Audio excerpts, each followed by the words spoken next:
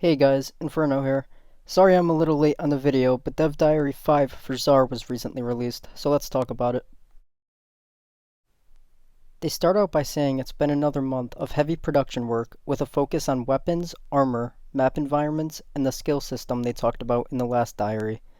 On top of that, there have been lots of cool design work on features that they're almost ready to share with us, including some super strong things and some super boxy things. I have no clue what boxy can mean, but I'm certainly looking forward to the super strong things, and the boxy things too, I guess. For this diary, they're diving deeper into the lore of Rubicon, which is a weapons and armor manufacturer from SIS-4. Here's what they have to say about it. Rubicon has gone through a rebranding of late. Originally seen as just another standard weapons manufacturer, it was often mentioned as an afterthought when people spoke about HVM. This didn't matter to corporate when it was just one minor subdivision of the greater company. However, when the USI put major restrictions on AI usage after the combat insurgents and following the collapse of the DPU market, Rubicon suddenly found itself with a massive shortfall. The executives decided to pivot their focus to weapons and carve out an identity as the provider of the very best elemental energy weapons on the market. They now offer a whole range of weapons across all known element types: thermal, corrosive, cryo, and energy. That's all of the known elements, but what about the unknown elements? So it looks like we're getting a new element.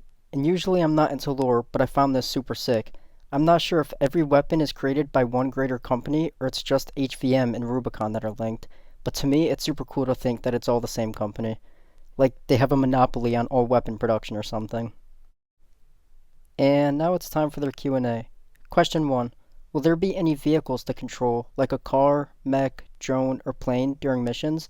What about any new grenades, like a Molotov to give an area of denial against the hordes, or a vial of poison like the medic skill from SAS-4? Having been a recent addition to SAS-4, vehicles kept coming up when we first started brainstorming for Czar. Unfortunately, they've since moved down the priority list in terms of launch content, but they'll definitely be considered for further down the road. With regards to grenades, we will absolutely have different types.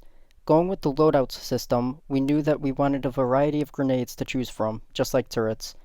This is fine by me. I personally don't think vehicles should be a priority. In my opinion, they don't really fit the vibe of the game, but I also wouldn't hate to see them added. Question 2. Are there going to be any big, impactful leveling milestones in this game?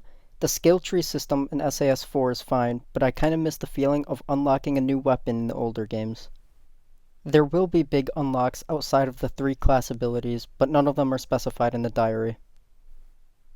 Question 3. Will we get a map maker? Something where players can create their own maps, maybe with the possibility of scripting to make it more interesting. As cool as this would be in theory, it's much more complicated in practice, so isn't something they're considering at this time. This would be a huge reach, so I'm not surprised at all that we're not seeing it. Question 4. We automatically get the abilities and their upgrades from character level. Does this mean if we want to get the best buff from the ability, we need to get the maximum character level available? The abilities improve all the way to max level, however, there will be other ways to affect them other than leveling up.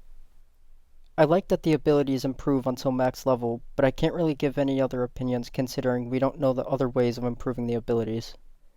Question 5. Are there going to be ranked matches, and can we higher the difficulty of a match for more rewards? If by ranked matches you're asking if we will take the player ranks into consideration when matchmaking for co-op games, then yes. I don't really like the wording here because I'm not sure if they're referring to ranks as the player level or something else. Either way, rank-based matchmaking can't be a bad thing. They also say that there will be options during voting that include taking on more difficult operations with increased rewards. This sounds great. I generally think SAS-4 needed to be more challenging, but allowing the player to choose is the best route. I'm sure I'll be playing with this increased difficulty most of the time.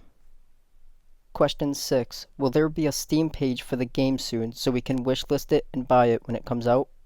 Yes. Question 7. Will there be a story mode? Yes, we aim to provide more in-depth story missions along with operations. I'm not sure what to think of a story mode. Will it be single player only? If not, what makes it different than the 8 main missions in SAS-4?